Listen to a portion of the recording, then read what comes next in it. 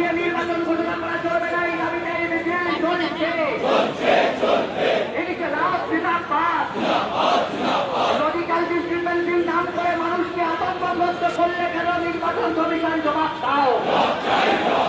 Logical ডিসক্রিপেন্সির নাম করে গরিব মানুষকে আতঙ্কগ্রস্ত হয়রানি করছো কেন নির্বাচন কমিশন বিজেপি সরকার জবাব দাও। এই বিজেপি আরএসএস এর দালালি করা নির্বাচন কমিশন ঠিক ঠিক ঠিক খান।